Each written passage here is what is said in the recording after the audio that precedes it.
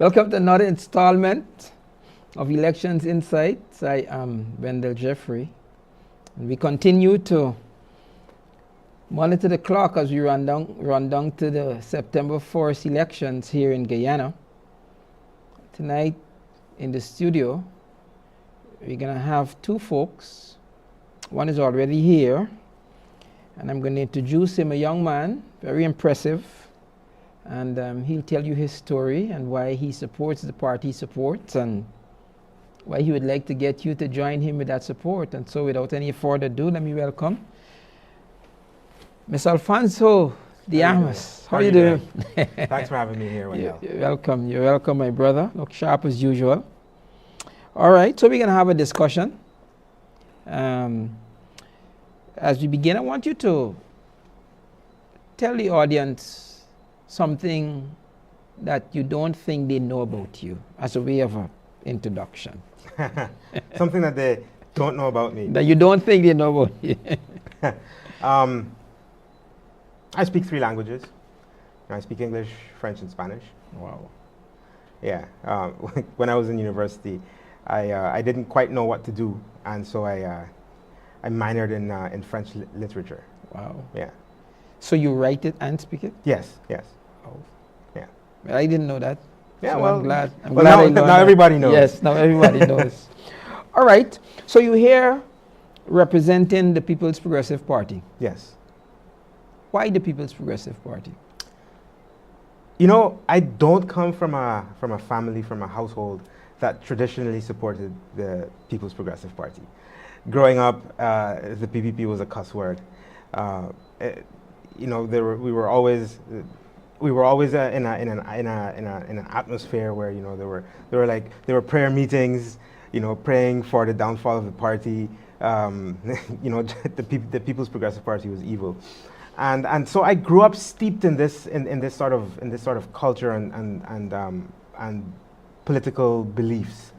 But the more I started to analyze and see things for myself, especially in the period between 2015 and 2020, when, you know, you actually got to experience and to see the policies, if you can call them that were implemented by the then APNU coalition, and to compare those and to compare their results against the track record of the People's Progressive Party. I mean, it was a no-brainer, really.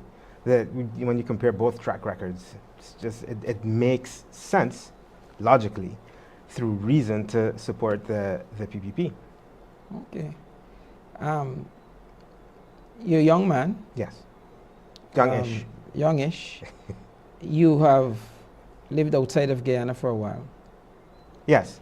And you still think that the PPP is the best thing for Guyana. Absolutely. Give me an example. I had a debate. I had a conversation with some friends, because I have a lot of friends that don't necessarily support the PPP yet, and they were asking me or telling me, why do we focus on the past, on track records so much?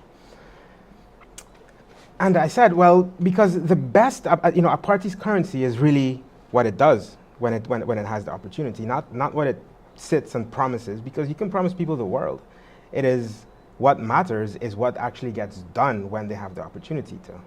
And so when you analyze what the People's Progressive Party has done from 1992 to now, right, well, obviously we had those 5 lost years, the People's Progressive Party navigated Guyana away from the brink of collapse. Those of us who are familiar with Guyana's economic history will know that our economy was in ruins. And so the party, the government then navigated our country from the brink of collapse to one of the most vibrant economies in the world at the time that they lost the elections in 2015. Compare that to the next 5 years, taxes were increased. Taxes on education, taxes on electricity, taxes on data, on healthcare. They strangled, those policies strangled the life out of the economy, out of the livelihoods of thousands and thousands and thousands of Guyanese. So now you have that to compare to. Compare that again now to what happened between 2020 and 2025. The PPP government quite literally transformed the landscape of the country. Bridges, huge bridges from where, rise from the rivers where nothing was before. We have highways and ports and all of these and all of these things. In addition to providing direct support to the vulnerable in our society, right? So it's really a no-brainer. When you compare parties' track records, there's only one logical choice. All right. Let me ask you a futuristic question. What do you think? Give me two issues that you think should prioritize the upcoming elections. I mean, there may be several, but top of the mind. Yes, how we intend to take the revenues from oil, right, and create a lasting future, create lasting wealth for our children. I see, by now almost every party has dropped or has released some form of a manifesto. There's, the Win Party dropped their Manifesto and so on. But all of those parties, they're just focused on spending, how the oil revenues are going to be spent. It's all spend. There are no plans really that address how you're going to create lasting wealth for our children, for Guyana's children, for our future, using the oil revenues. You see, the party considers the oil revenues important, yes, but they're not wealth in and of by them and of themselves, right? They have to be harnessed to directly to provide support for the vulnerable in our society, yes, but also to invest in Guyana's future, right? And I think that is one of the most crucial things that will decide Guyana's future. How the oil wealth is invested and I wouldn't say applied. oil wealth, I'd say oil revenues. Oil revenue, yes, okay. are invested to create a wealth base for our country. Is there another? Well, I just want to say, oil is a finite and very volatile resource. Correct. So what happens post-oil? If we spend everything now, what are we going to be doing in 20, 30 years? Okay. Is there another thing that jumps out at you that should be a priority for the upcoming elections issues? It's all tied in there, but how we are going to harness the power of youth. When you look at 2015 to 2020, the youth were really left by the wayside. So there were little to no investments, despite all these golden promises by David Granger and his crew back then. So I think that is another important issue, and we see that. We've seen the 39,000 gold scholarships. We've seen now the Because We Care cash grants, which really make education more accessible to everybody, right? UG is now free. There's more emphasis on TVET and on skill building. There's skill gaps in our economy. Focusing on educating the youth through building skills is really another important issue, and it's important that we use our country's resources to invest in our future like that. Okay. How do you think what do you think is the appeal to young people to the PPP party at this time? I mean, vis-a-vis the other parties that are competing for their attention and for their support. How would you weigh the appeal, the gravity of the appeal between the PPP and the others who are trying to get their attention? Look, the PPP has made a conscious effort to appeal more broadly and more directly to a wider cross-section of Guyanese society. I don't think that's a secret to anybody.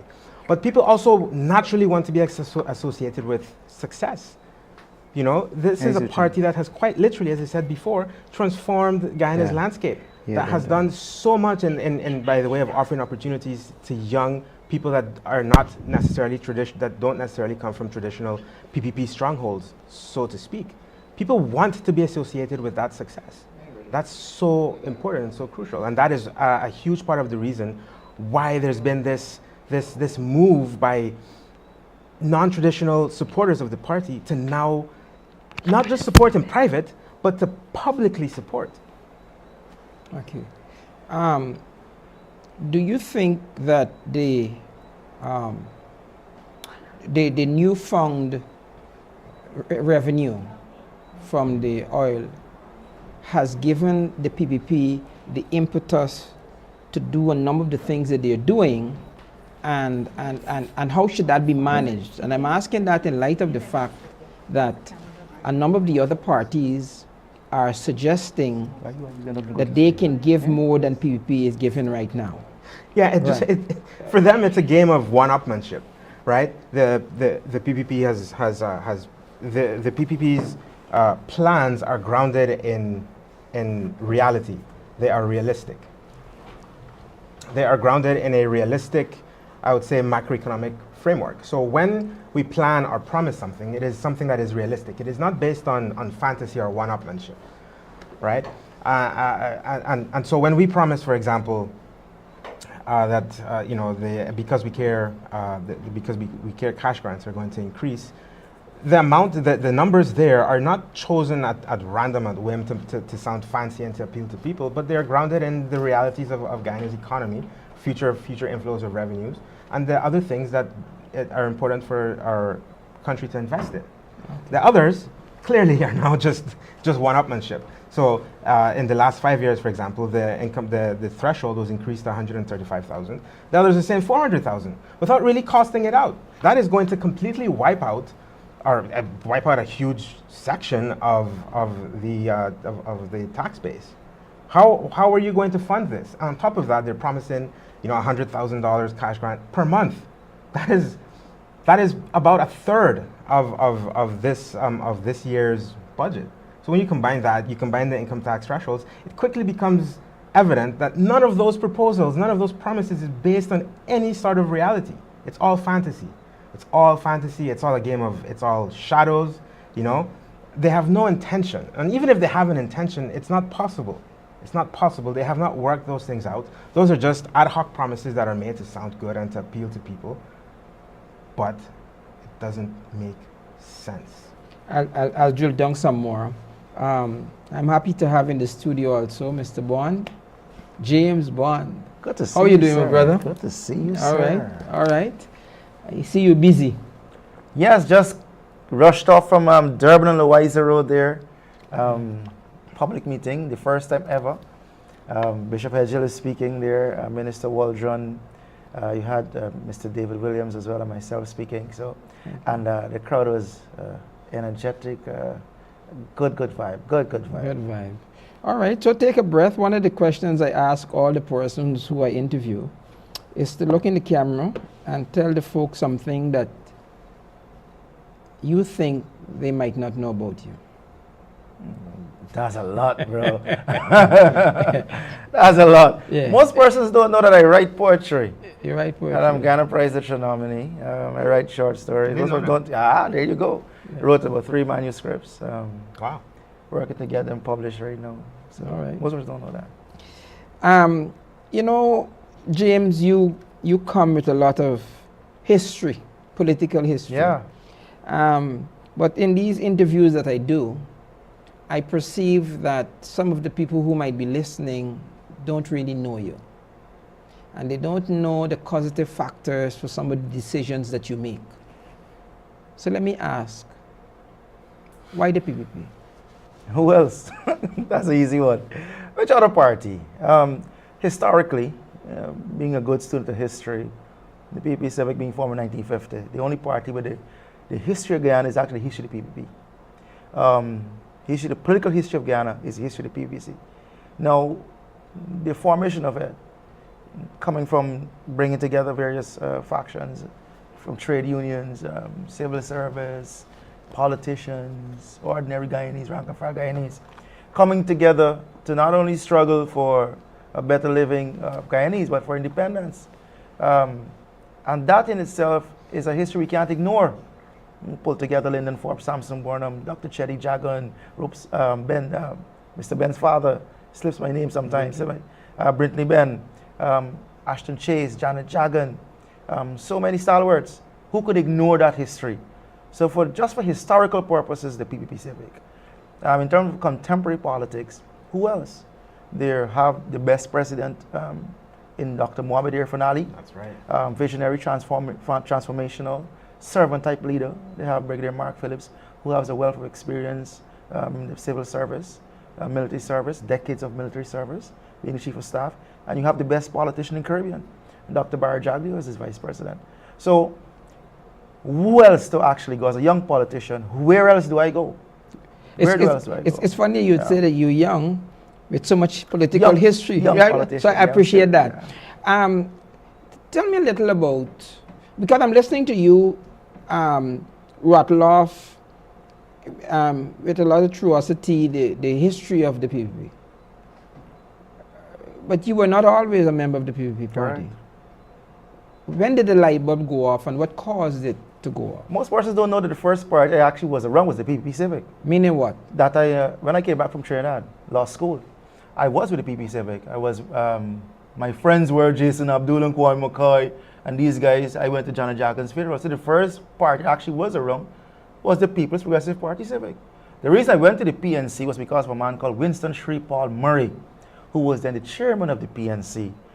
He and I would have a lot of back and forths in court as to the direction of the PNC, because I'm a person like to look at it from both sides. So I was telling him the opposition was malaise, lazy, not effective enough, etc. And he says, you know something, you got a lot to say, young man. Why don't you get involved? I never got involved with the PNC politics until he decided to run for leadership of the PNC. And that's when I got involved with the PNC. But most persons know that the first part I was actually around was the People's Progressive Party Civic. What are a couple of things that you think should be frontal as you go into the next election? What are two things that you think the party should be focusing on as a catalyst for winning the votes and the confidence of the electorate? Two things. They're number. Could I be brutally honest? I want to be brutally honest. The party has done enough to win the confidence of the Guyanese people. Yes. It's not been 5 years of nothingness. Wait. I'm going to do something that I don't normally do. You could interrupt. A friend of mine on the last administration, I can mention his name, he's dead now, Mr. Khan, that ran the public relations officer for the last administration. He told me, when I asked him a question like that, he answered the question almost like you said, that the Granger administration didn't have to prove anything, that people can just look around and see what they did, and they lost the election. So don't fall for that. I'm asking you. And I'll answer again the same way. You can answer again. I'll answer the same way. All I'll right. say the proof is in the eating of the pudding. Mm-hmm. And as good Christians, we're admonished that you recognize people by their fruits. Okay. He said, by their fruits you shall know them. There's not been a more visible manifestation of progress and development in the history of our country that has occurred in the past 3 years. No government has built more schools. No government has built more hospitals. No other government has built more roads, transformed more lives, promoted more police officers than the People's Progressive Party Civic regime.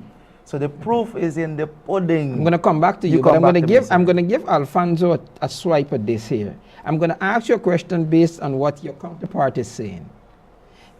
If the proof is in the pudding, the proof is in the eating, and by the fruits and all the scriptural and proverbial anecdotes he's putting out, why do we have the Win Party that has gained so much steam in 3 months?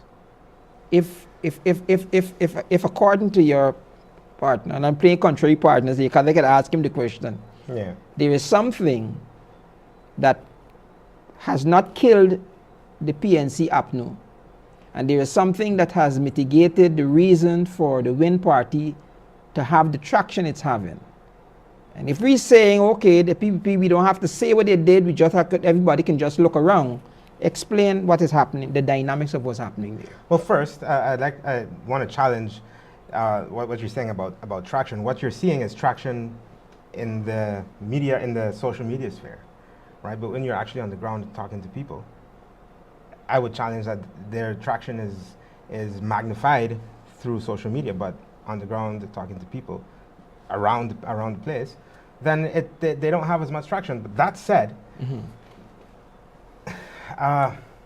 remember the question? Yeah. That said, their leader is really a man who who spent, from what I've seen, I don't know him personally, and I really don't wish to. I like my visa. But is really a man who spent most of his life in a playboy, see his social media from before he was sanctioned, with fast cars and yachts and so on, not really caring much for the people. The minute he got in trouble, and some serious trouble, those Magnitsky sanctions from OFAC are pretty serious. Then now you're in fight for your family's life, for your family's business, and for your and for your welfare. So you've allegedly, taken $10 billion from the Treasury. Why not spend a little bit of it and gain support? This is not particular to Guyana. You see this example in Colombia when Pablo Escobar, this quite famous drug dealer and narco trafficker and smuggler, he did the same thing. Took some of his ill-gotten gains and spent it on buying support from people. It's the same effect that we see in Guyana. So you think, because again, don't lose the premise of the question, right? And it is almost a softball question that I'm asking. The APNU isn't dead, and wind is getting traction. And I'm going to go back to your counterpart, but I'm just giving you a chance to let him cool his head because he's rushing from another environment right now. Something is still happening that is causing these parties to remain alive.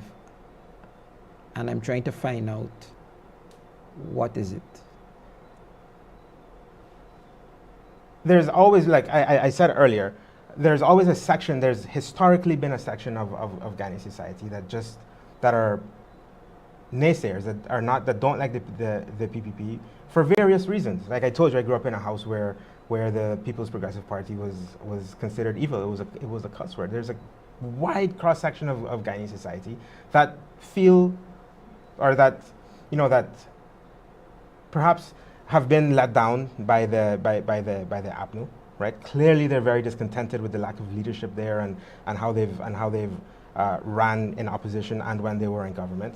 Who, for whatever reason, they don't come from a place yet where they support the PPP. Not through reason, but because historically they just they've been let down by the PNC. So who else to support? This guy who's buying support with his ill-gotten gains, Okay. All right. Over to you now. I've been asking him your questions. When is easy to explain.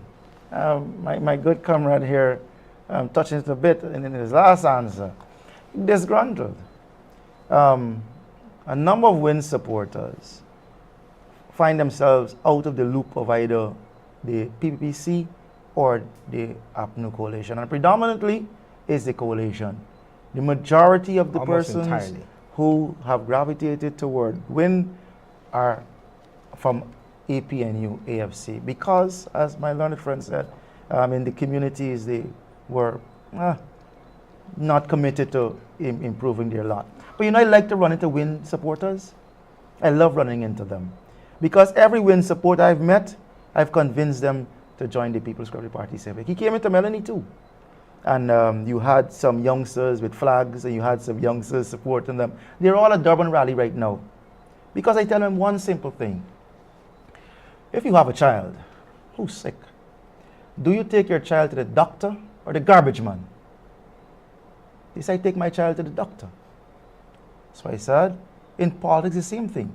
You put the best person possible who could do the job. Now, President Irfan Ali has served as a minister, has served as a president. Are you going to risk this country with someone who has zero experience in leadership, zero experience in running a government, zero experience in anything? So when you talk about win, I'll ask you a question. Which region is win winning? Which region is win winning? The elections are won by votes, not sentiment. And there's something called in politics underdog policy, underdog philosophy. People always love the underdog. It happens in sports, it happens all the way. They see the PNC and the PPP as two giants. And they're always looking for some David. But the David is not win. The David is not win. So very simply, you always have somebody that comes up who wants to say they're challenging the establishment. I want to remind people that everything Win does is benefiting the PPP. Politically, as a political strategist, Win is now making it possible for us to win Region 4 and Region 10.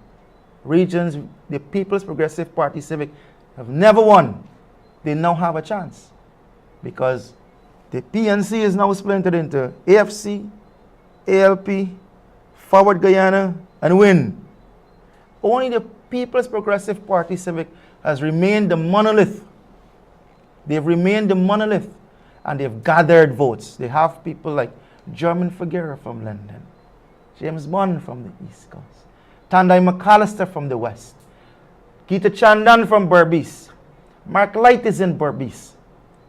So when you talk about the force and a party, even to Nigel Hughes says, PP Civic will win. Even to Mark DeFrance says, the PP Civic will win. Because they've remained a monolith, a united party, and have gathered support in every single region. So Win is doing a fantastic job for the People's Progressive Party Civic. I had an interview with some folks who thinks that the election is probably going to end with some majority-minority government.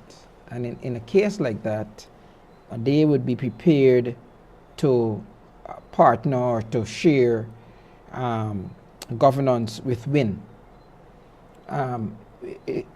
Is the PPP open to, if it came down to that, to working together with the Win party, even though there are some sanctions and some ethical challenges as highlighted by the PPP? Is the PPP open to that? Well, you know, I can't speak for the PP Civic, and I won't even dare answer that, sir. Yeah. I won't dare answer that. Yeah. So you didn't do any of those. But personally, what do you guys think personally? If the people choose, because election is about democracy, so if the people choose to vote in a way that is contrary to what the internal polling might be showing, would you guys personally be open to Well, no, we'll be putting the future of Guyana at risk. You know, this is a guy, a family who's sanctioned, who is persona non grata amongst some of our most important, most strategic allies. How if he cannot be in a room negotiating or talking about Guyana's the border controversy, for example, right? These are some of the most important issues, right? How can we work with somebody like that? We cannot. We can't. We can't. The guy is persona non grata around the world. How can we sit in a room with him, talking about Guyana's future, talking about issues that matter to our people, to the region, when he can't even get into a room with our most strategic, important allies? It can't happen. I don't see it happening. The same answer. The U.S. ambassador made it clear, you know, persons did not see the depth into which she went to say, look, we have a partnership with the Guyana government. We can't tell you who to put in your National Assembly or to put in your parliament, but we may not be able to even to choose who your friends may be, but we have a relationship with you. And if you were to elect Mr. Muhammad, even as a member of parliament, given that Montesquieu says there's three arms of government: the legislature, the executive, and the judiciary. So even though you were on the opposition side in parliament, you're still part of government. So the U.S. ambassador is being very clear, and it says, look, do not risk the relationship you have with me. You see what the pressure they're now putting on Maduro. Oh, yeah. Do not risk the U.S. saying, look, I want nothing to do with you. Given you have Venezuela nipping at your heels, you want to go in the directions that Maduro went. Do not risk that. So personally, I would take the advice, as counsel normally gives advice, I will take the advice of the U.S. ambassador to stay clear of any sanctioned individuals, especially when we have so much at risk and so much to lose. Our territorial integrity is so important to us now that Venezuela is committed to responding and engaging the ICJ in its proper courses. We can't afford to lose a support as that of the United States of America, not this time. You say, James, and I'm gonna ask Alfonso the question, but it's based on something you said. When you run into the WIN folks, there's some questions that you ask them. So Alfonso, here's a question. Can you articulate a couple of things that should make a young person choose the PPP as opposed to another party? Yes, because our policies are not centered just on giving you money, although that is important, right? Direct support to the vulnerable in society, people who need a boost up, but because our policies are designed to invest in your future, through education, through opportunities, by giving you the opportunities to unleash to unleash yourself, really, to make yourself better, to give you the freedom to do that, right? There's nothing more liberating than taking advantage of all the opportunities that are coming your way, that are here already, and making something better of yourself, for your family, for your community, and for your country. Only the PPP's policies and plans are geared to do that, right? To develop our human resource, to invest in our human resource so that we can transform Guyana. Only the PPP's policies do that. The others are all focused on giveaways and consumption and spending and spending and spending. But there is no cohesive framework that puts everything together, use the revenues, the resources at our disposal right now to invest in our physical infrastructure and our human resource, our young people.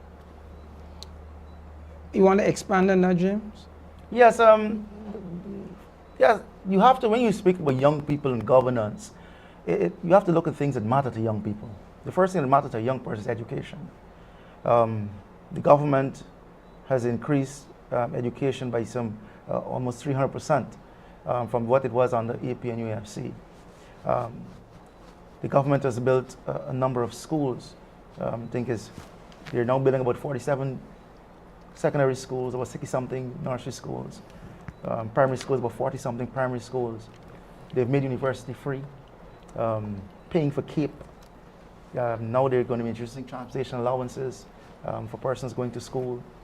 So education matters most to a young person. Gold scholarships, 30-something thousand gold scholarships, free. I grew up poor, lived in Mabaruma, Northwest District. Sometimes I went to school barefooted. I know of days in which my parents could only send me to school with just transportation and maybe a snack money, so to speak. When I grew older, wanted to become a historian, my mom said, go do law. But how could we pay to do law? In those times, law was $300,000 a year. My parents couldn't afford it. I had to get a scholarship to do law. My sister did law too, but she didn't get a scholarship. They had to mortgage their home to pay for my sister to do law. Today, a young person could do law for free. Think about what that does to an average youngster. Now, progress is not something that is immediate. Progress is progress, and something systematic takes some time. But what the government has been able to achieve in these 3 years to ensure that every single Guyanese has access to quality education. These schools are not only built in Region 4. We know about the St. George's School of Science. We know about Christ Church. We see the multilateral school just being built over. And it's going to be state-of-the-art with football stadium and synthetic track. But we see these schools in Region 1, in Region 9, Region 10, 7, and 8. So this government is ensuring, and this is what One Guyana is about, a part of One Guyana, to ensure what you have in the hinterland, you have on the coastland. To ensure what happens to the Amerindian child, happens to the Afro-Guyanese child, the East Indian Guyanese child. So education is, I think, the bedrock of what the success will be for every young person. And that is the primary and most significant investment of this government. Now, another thing the government is doing, which I'm excited about, is the creative arts.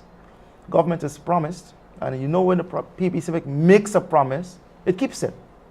They've promised to look into copyright.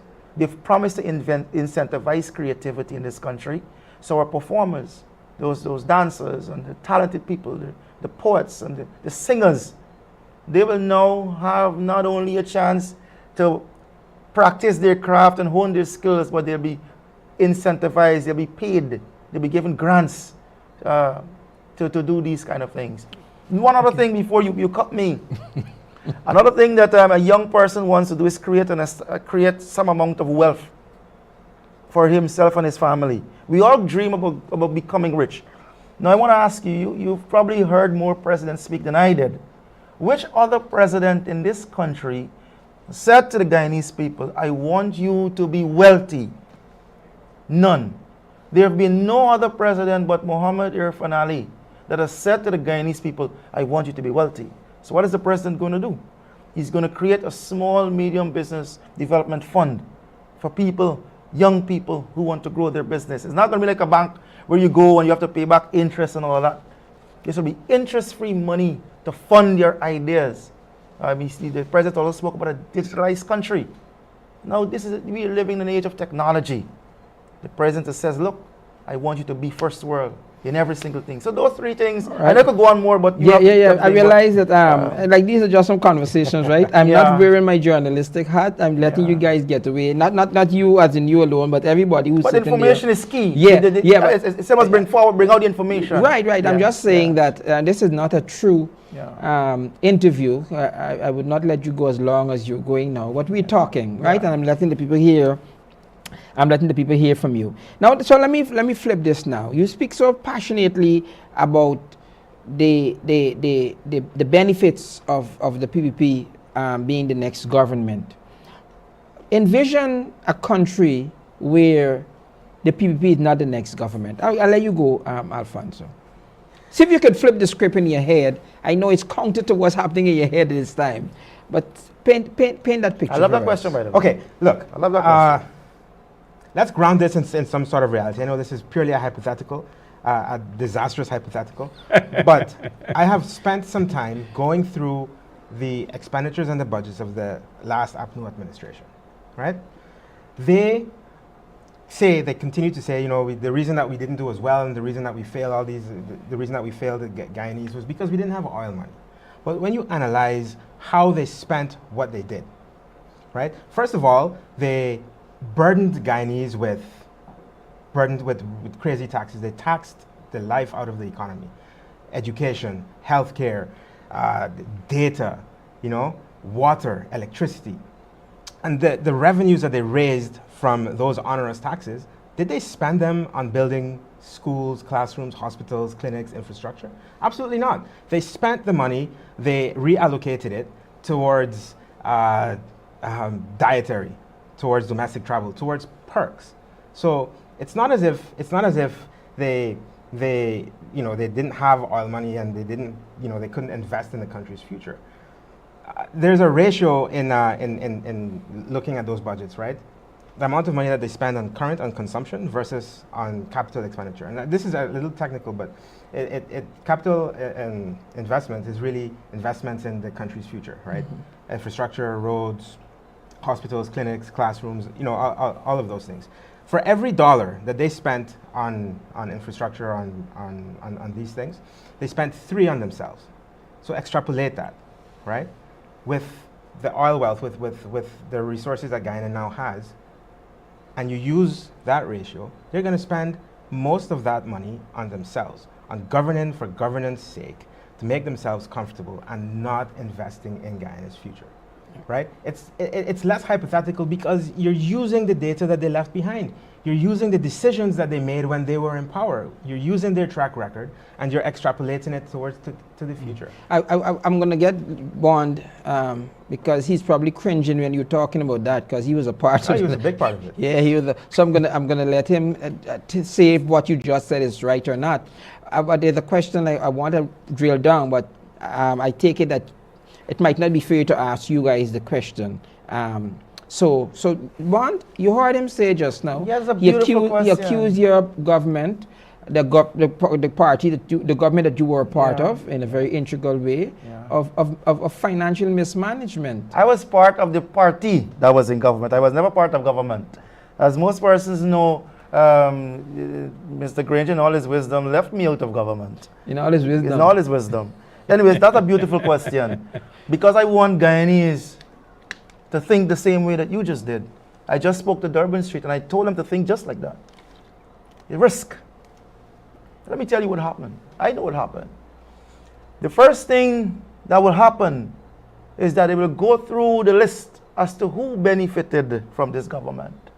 So all the road contractors, all of you persons who got contracts from the government in your communities to clean the drains, to build the hospitals, to build the schools, you so-called friends, family, and favorites, you so-called house Negroes, house slaves, and lick bottoms, they're going to go and start to excise you and strike you off the record. You're going to be blacklisted.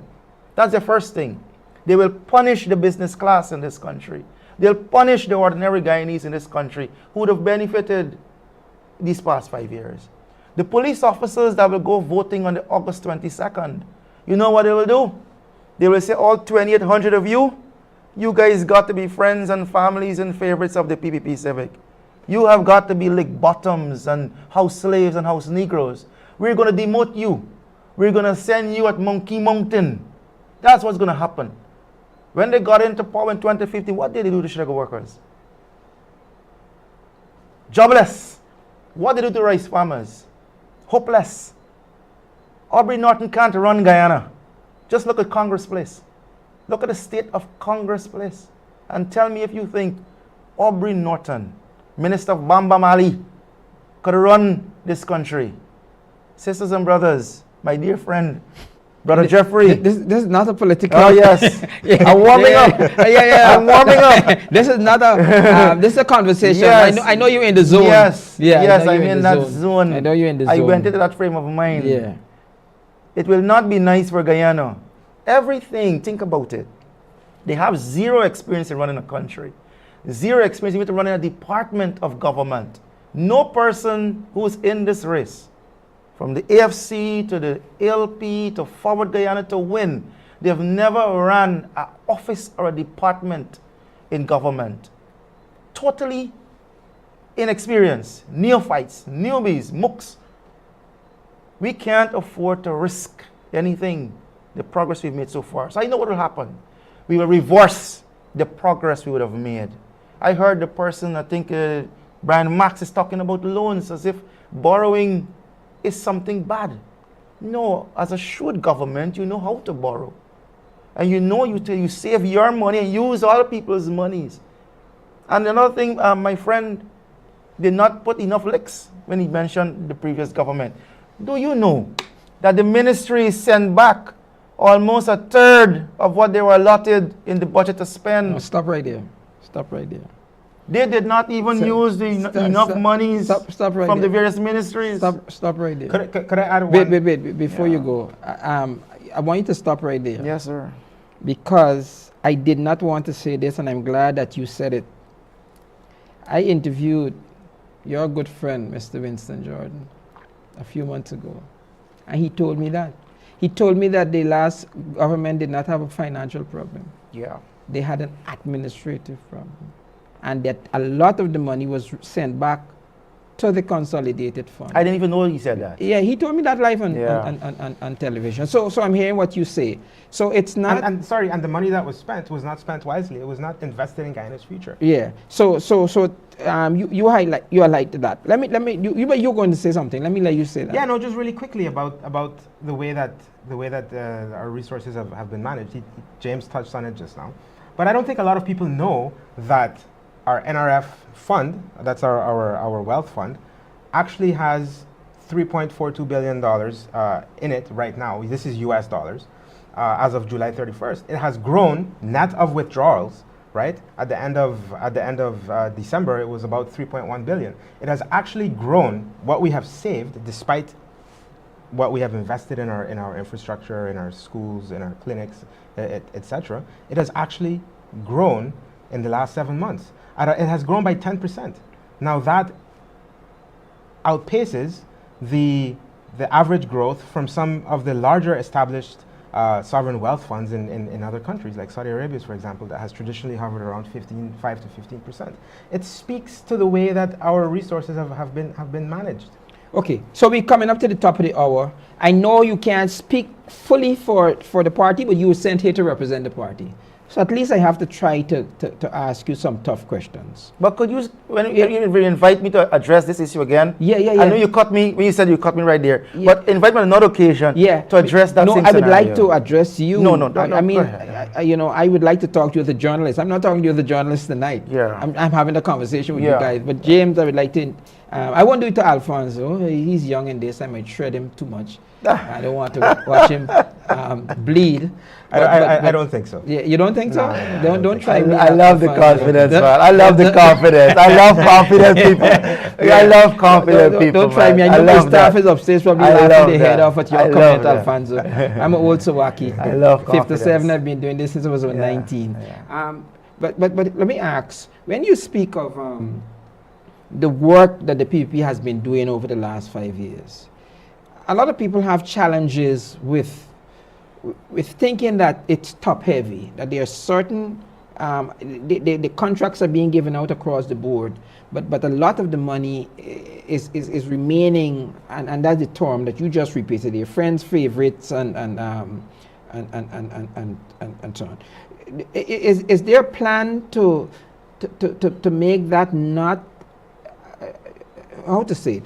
So it wouldn't be a challenge in a new administration? Is the government working at leveling the playing field? What are you here? Because I know you're hearing the same thing when you go out there. And when you guys huddle, how is the government planning to address that issue? Let me start with Alfonso, James. I'll come to you. Yeah, no, that's not true. I mean, you've said something, but there's not much evidence, not much data. As you can tell, you've heard that. I'm a data guy. Yeah. Right. That speaks to that. What is true, and what we can say for certain is that all across the country, communities have been developed through contracts that were given to the people who live in those very communities. Now that is a fact. That is a fact. So I don't know about that friends, family, and favorites thing is a moniker. It's an accusation with not much data behind it. But when you look at how community roads, the drains that have been cleaned, that have been built, the way that communities have developed all across the country, have not those improvements were not done by large favored contractors. They were done by and large by the very members of those communities, right? And that is a fact. That's the truth. So that assertion there, it's more of an accusation that has been hurled by a political opposition as a political talking point, with not much behind it. When you look at it, it falls flat. Yeah. All right. So I'm going to let James take a jab at it. Like I said, I'm tempted to go journalistic with you, but I'm not going to do that now. James, take a shot at it. No, because I don't want to. I don't think. Let me just digress here. I don't think that. I don't think that you guys are in a position to answer some of the questions. Of course, we're going to have some other folks come on who I will be. But when you ask a question, or when you launch, or when you ask a question, or when you say something, right? Should have some sort of evidence or some data behind it, right? Yeah. Because a question can be construed to be a fact, but it's not necessarily. Right. So I'm just asking because I know you're hearing these things as you go out there. But go ahead. We're not out there. I'm hearing them. I see them on Facebook. Like, for example, exactly. Someone I called my pastor, said, "Oh, name me one black contractor that is the like of Avinash." Well, I didn't give him one, I gave him two. Then he says, what was the value of the contracts? And I gave them, I said these were all $1 billion contracts. Now you can't call these guys friends, family, and favorite of the People's Progressive Party Civic. Now the bidding process is very competitive. Government has nothing to do with the bidding process. The government simply puts out the works. Whether the bid is there, you have to submit your bid.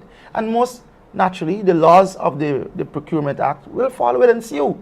So the lowest responsive bidder, or the persons who qualified, who met the criteria to do the contract, will get the job done. But you know what has happened? More persons, as a result of the policies of the People's Progressive Party Civic, are benefiting from these government contracts. That's true. More small and first-time contractors in the history of our country. And Pastor Jeffrey, this is a fact. The People's Progressive Party Civic have created more millionaires than any other government. Let's look at Region 10. In the past 2 years, $18 billion went to small and first-time contractors. They have amended the Procurement Act to ensure that ordinary young men and women in these communities get contracts of $13 and $15 million. Instead of lumping the contracts together, they've divided it up, put it in lots, so that every single Guyanese could get a chance at the pie. Let me take Melanie. That's why I love my job. You know, walking in them communities and meeting people.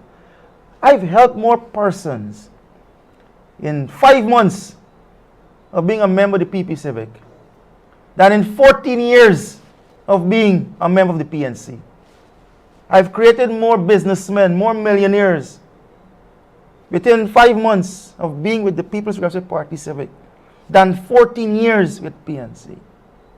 How does that happen? Yeah. How? You got it. No, but The I understand. People's I understand. Progressive Party Civic. Every community we go to. Today I was walking in North Vigilance. I saw a lovely house, brown. I saw the woman. Good evening, ma'am. You may see this one day. I comment to her, love your home. You know what she told me? Is the PPP bill it? I said, what do you mean by the PPP bill it? She said, my husband is a contractor. This is not joke and fun. This is life, I'm telling you. North Vigilance, good night. Good night, North Vigilance. Right. Thank you. So we're at the top of the hour now, so let me do this here. Let me give you an opportunity to look in your camera and tell one person why they should vote for the PPP. Go. Because the PPP is a party that keeps its promises. It has a long and storied track record of success. It has taken Guyana from the brink of collapse, from an economy where you couldn't afford to import chalk for the university, to one of the most successful economies in the world. The policies that have been espoused, that have been followed, that have been implemented, and that will be implemented by the People's Progressive Party speak to a long-term vision and long-term development, not just of our citizens, but of their children and their children's children.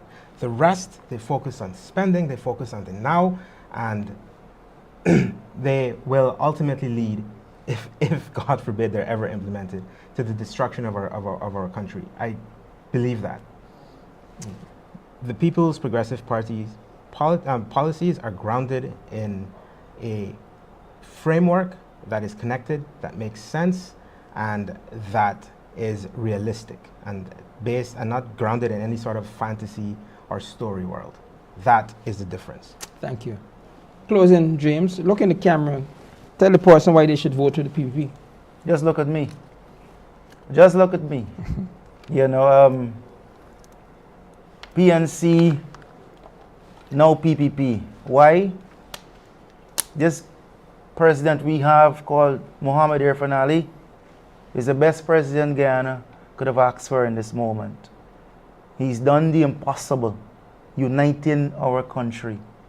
You've never seen so many Afro-Guyanese with the PPP than now. You've never seen it. Durban and Louisa now is full of Afro-Guyanese, young Afro-Guyanese supporting the PPP.